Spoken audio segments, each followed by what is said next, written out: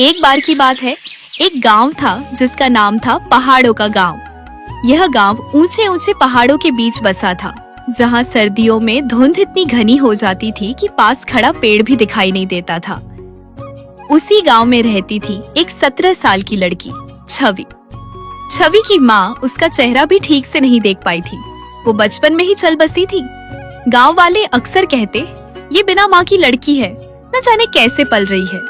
लेकिन छवि का एक बूढ़ा पिता था, रतन काका। उसकी कमर झुकी हुई थी, आंखों में मोतीबिंद की परछाई और आवाज में थरथराहट। फिर भी उसने अपनी बेटी को ममता और मेहनत से पाला।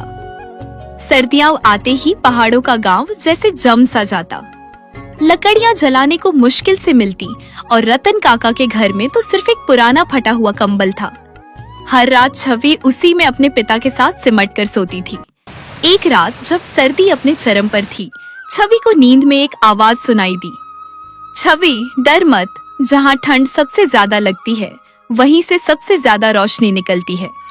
सुबह उठकर छवि ने दरवाजा खोला तो देखा कि एक छोटी सी लड़की घर के बाहर बर्फ पर बैठी कांप रही थी। उसकी उम्र मुश्किल से 6 साल रही होगी। उसके तन पर कपड़े नहीं थे, पैर नंगे और होंठ नीले। छवि ने उसे उठाया और अंदर ले आई। उसने अपना आधा कंबल उस बच्ची को उड़ा दिया। बूढ़े रतन काका ने कांपती आवाज में पूछा, बेटी ये कौन है?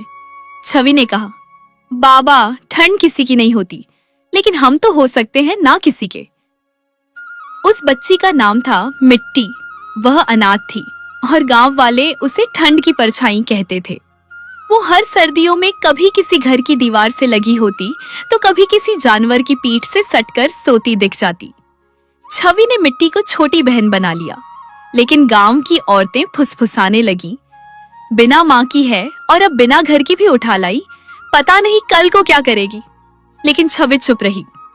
उसने मिट्टी को खाना खिलाया, अपने कपड़े दिए और रात को अपने पास सुलाया। फिर एक दिन वो रात आई, उस साल की सबसे ठंडी रात।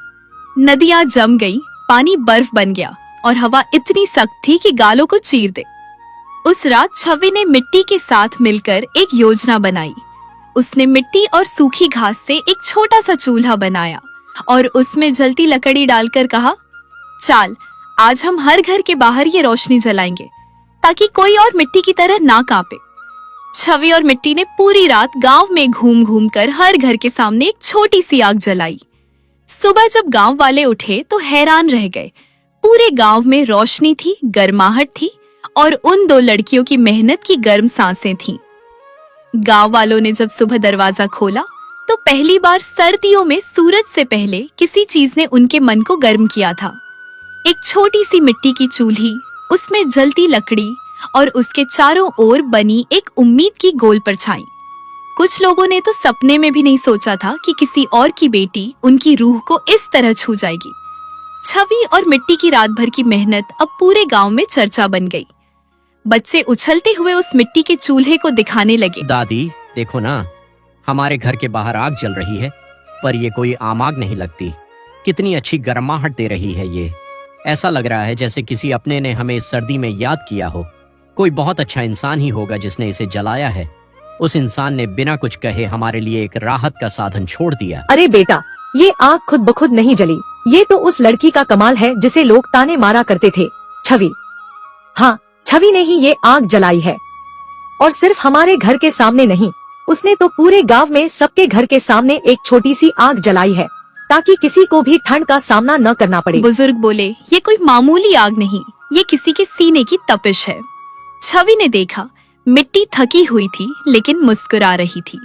उसकी नाक सुर्ख थी, होंठ सूखे, पर आंखों में अब डर नहीं था। पहली बार बूढ़े रतन काका ने छवि के सिर पर हाथ रखा और कहा, छवि बेटा, तू सिर्फ मेरी ही बेटी नहीं बल्कि इस पूरे गांव की बेटी है। तुमने जो इस गांव के लिए किया है वो कोई छोटा काम नहीं है, वो एक बहुत बड़ा और दिल से निकला हुआ काम है। बेटा, तुमने सिर्फ अपने बारे में नहीं सोचा बल्कि सबके बारे में सोचा और सबके घरों के सामने आग जलाकर जो गर्माहट दी है वो तुम्हारी सोच और दिल की गर्मी को दिखाती है। बाबा, ये सब तो आपने ही सिखाया है मुझे। दूसरों की मदद करना, बिना किसी स्वार्थ के अच्छा सोचना, ये सारे संस्कार तो आपके ही दिए हुए हैं। आपने ही सिखाया कि असली खुशी तो तब मिलती है जब हम किसी और के चेहरे पर मुस्कान ला सकें। लेकिन ठंड अभी गई नहीं थी। तीसरे दिन सुबह की बात है। धूप निकली तो सही, लेकिन बर्फ अब भी जमीन पर जमकर जमी थी। उसी समय गांव के स्कूल का मास्टर जी छवि के पास आए और बोले, छवि, क्या तुम मिट्टी के साथ आकर बच्चों को ये सिखा सकती हो कि बिना कुछ मांगे कैसे दिया जाए? छवि थोड़ी सकपकाई, लेकिन फिर बोली, हम तो बस वो कर रहे थे जो किसी ने हमारे लिए कभी नहीं किया। और वही दिन था जब गांव के छोटे से स्कूल में पहली बार सर्दी से लड़ना नाम की एक नई कक्षा शुरू हुई। मिट्टी बच्चों को बताती कि कैसे पुराने कपड़ों को रफू करके दोबारा पहन सकते हैं। छवि सिखाती कैसे सूखी टहनियों से रोशनी बना सकते हैं। धीरे धीरे छवि और मिट्टी का नाम गांव के हर कोने में फैल गया। एक हफ्ते बाद गांव की औरतें जो कभी फुसफुसाती थीं, अब आंगन में बैठकर ऊन बुनते हुए कहती, अब की बार सर्दी आई है पर छवि जैसी बेटी भी आई है। काश मेरी भी एक बेटी होती, एक बिल्कुल चहकती हुई, समझदार और प्यारी सी छवि जैसी। मैं भी उसे छवि के पास पढ़ने भेजती ताकि वो भी उसी की तरह नेक दिल, समझदार और दूसरों का ख्याल रखने वाली बन सके। छवि सिर्फ पढ़ाई में ही नहीं, इंसानियत में भी सबसे आगे है। उसकी बातों में मिठास है, उसके कामों में सच्चाई है। जिस तरह उसने गांव की लड़कियों को पढ़ने के लिए प्रेरित किया, उनके लिए रास्ता आसान किया, वो काबिले तारीफ है।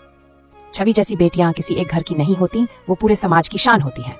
सच कहूं तो छवि ने साबित कर दिया है कि अगर एक लड़की ठान ले तो वो न सिर्फ अपनी दुनिया बदल सकती है, बल्कि औरों के लिए भी रास्ता सच रोशन कह कर रही हो बहन। छवि जैसी बेटी सच में हर घर की रौनक होती है। वो जितनी समझदार है, उतनी ही दिल की भी साफ है। आजकल के जमाने में जहाँ लोग बस अपने बारे में सोचते हैं, वहाँ छवि ने पूरे गांव की लड़कियों के लिए जो किया, वो बहुत बड़ी बात है। उसने न सिर्फ उन्हें पढ़ाई की राह दिखाई, बल्कि ये भी सिखाया कि बेटियां भी कुछ कर सकती हैं। मुझे भी बहुत गर्व होता है छवि को देखकर। उसकी बातें, उसका व्यवहार, सब कुछ इतना सलीकेदार है। अगर हर गांव में एक छवि हो जाए तो कोई भी बेटी पीछे न रहे। फिर वो दिन भी आया जब गांव की पंचायत ने फैसला लिया, हर साल जब पहली बर्फ गिरेगी हम उसे छवि दिवस कहेंगे। उस दिन हर घर अपने दरवाजे पर एक छोटा चूल्हा जलाएगा और जब पास में कोई कांपता हुआ हो उसे उस चूल्हे के पास बिठाएगा। बूढ़ा रत्न काका अब ज्यादा बोलता नहीं था। उसकी आंखों में पानी रहता, पर वो आंसू नहीं थे। वो तो गर्मियां थीं जो सर्द दिल में उतर आई थीं। और मिट्टी, वो अब सिर्फ छवि की छोटी बहन नहीं थी।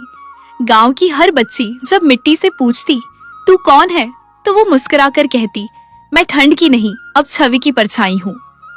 सालों बीत गए। रतन काका चल बसे। एक ठंडी सुबह जब सूरज बहुत देर से निकला था, उनके अंतिम समय में छवि उनके पास बैठी थी, उनके हाथ थामे। रतन काका ने धीमे से कहा, बेटी तू सिर्फ मेरी ही नहीं, इस पूरे गांव की बेटी है। जो कुछ भी तूने इस गांव के लिए किया है वो सच में काबिले तारीफ है। तेरी सोच, तेरा जज्बा और दूसरों की मदद करने का जो जज्बा है वो हर किसी में नहीं होता। तूने ये साबित कर दिया कि एक बेटी भी पूरे समाज के लिए कुछ बड़ा कर सकती है। मैं बस इतना कहना चाहता हूँ कि तू हमेशा लोगों की भलाई के लिए ही काम करती रहना और कभी भी किसी की तकलीफ से मुंह मत मोड़ना। मुझे पूरा यकीन है तू मेरी बात जरूर मानेगी, क्योंकि मैं जानता हूँ मेरी बेटी दिल से बहुत समझदार है। और हाँ, अपनी छोटी बहन मिट्टी का भी ख्याल रखना, जैसे अब तक रखा है वैसे ही हमेशा उसका साथ देना। उसे भी वही सिखाना जो तूने मुझसे सीखा है, दया, सेवा और इंसानियत। मुझे तुझ पर गर्व है बेटा, और भरोसा है कि तू इस गांव का नाम रोशन करेगी। हाँ बाबा, मैं जानती हूँ कि आपने हमेशा मुझे सही सिखाया है। आपने ही सिखाया कि जिंदगी का असली मतलब दूसरों की मदद करना है और अपने लिए नहीं, सबके लिए जीना है। जब भी किसी को तकलीफ में देखती हूँ, आपके वो शब्द याद आते हैं, बेटा, अगर किसी के चेहरे पर तेरे कारण मुस्कान आ जाए तो समझ लेना कि तूने सही काम किया है। बाबा, आप ही की दी हुई सीखों का असर है कि मैं आज इतना कुछ कर पाई। मिट्टी मेरी छोटी बहन ही नहीं, मेरी जिम्मेदारी भी है। मैं उसका भी वैसे ही ख्याल रखूंगी जैसे आपने मेरा रखा। मैं हमेशा आपकी उम्मीदों पर खरी उतरने की कोशिश करूंगी। जो प्यार, भरोसा और संस्कार आपने मुझे दिए हैं, उन्हें जिंदगी भर निभाऊंगी। मुझे भी आप पर गर्व है बाबा, आप मेरे हीरो हो, मेरी ताकत हो। और हाँ, मैं वादा करती हूँ, मैं कभी आपकी उम्मीदें नहीं तोड़ूंगी। बाबा, मैं भी अपनी बड़ी बहन छवि दीदी की तरह बनना चाहती हूँ। जिस तरह उन्होंने गांव के लिए इतना अच्छा काम किया, वैसे ही मैं भी कुछ ऐसा करना चाहती हूँ जिससे सबको मदद मिले। आप हमेशा कहते हो ना कि दूसरों की भलाई सोचना सबसे बड़ी अच्छाई होती है। मैं भी वैसी ही अच्छी और समझदार बनूंगी। आप मुझे भी उतना ही प्यार देना बाबा, मैं भी आपका नाम रोशन करूंगी। बस आप हमेशा मेरे साथ रहना, मुझे आपका साथ ही सबसे ज्यादा प्यारा लगता है। समय गुजरता गया। मिट्टी अब 12 साल की हो चुकी थी। वही उम्र जो कभी छवि की थी जब उसने पहली बार अपने बूढ़े पिता के लिए लकड़ियां इकट्ठा की थीं। छवि अब 22 की हो गई थी। पहले जिस लड़की के पास खुद के लिए एक चप्पल नहीं थी, अब वह गांव की सबसे पहली लड़की थी जिसने अपने दम पर सर्दी घर बनाया। एक ऐसा छोटा सा केंद्र जहां कोई भी आकर ठंड से बच सकता था, खाना खा सकता था और पुराने कपड़े, चप्पल, रजाई ले सकता था। उसने इस घर का नाम रखा सांस, क्योंकि वह कहती थी सर्दी में इंसान को सबसे जरूरत अगर किसी चीज की है तो वो है सांस लेने की आजादी, गर्म हवा की और एक भरोसे की। हर साल ठंड शुरू होने से पहले छवि गांव के बच्चों को ले जाकर सिखाती कैसे बर्फ में चलना है, कैसे सूखी घास जमा करनी है और कैसे किसी कांपते हुए को सिर्फ आग से नहीं अपने लहजे से भी राहत दी जा सकती है। एक दिन एक बड़ा अधिकारी गांव आया, सरकार की तरफ से। उसने सांस केंद्र देखा, बच्चों की मुस्कुराहटें देखीं और छवि से पूछा, तुम्हारा नाम छवि है ना? मैंने तुम्हारे बारे में गांव के लोगों से बहुत कुछ सुना है। सच कहूं तो मैंने जितनी भी तारीफें सुनी, सबके सब दिल को छू लेने वाले थे। तुम्हारे कामों ने मुझे इतना प्रभावित किया कि मैं खास शहर से यहाँ सिर्फ तुमसे मिलने आया हूँ। तुमने न सिर्फ गांव के हर घर के सामने सर्दी में आग जलाई, बल्कि लोगों के दिलों में भी गर्माहट भर दी। तुम्हारी सोच, तुम्हारी निस्वार्थ भावना और तुम्हारे कर्म इस पूरे गांव को बदलने की ताकत रखते हैं। छवि, मैं चाहता हूं कि तुम मेरे साथ शहर चलो। मैं एक बड़ा सामाजिक संस्थान चलाता हूं जहां बच्चों को जीवन के असली सबक सिखाए जाते हैं, इंसानियत, सेवा और सहानुभूति। लेकिन मुझे लगता है कि उन्हें अब एक नई प्रेरणा की जरूरत है और वो प्रेरणा तुम हो।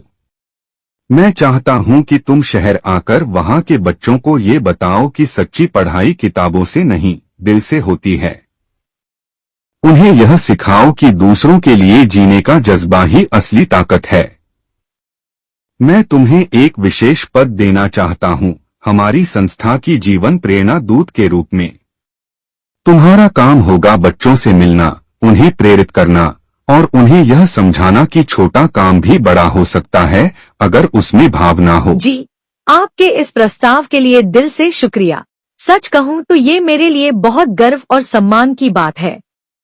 लेकिन मैं माफी चाहती हूँ, मैं आपके साथ शहर नहीं जा सकती, क्योंकि ये गांव सिर्फ मेरा घर नहीं है, ये मेरी जड़ है, मेरी पहचान है।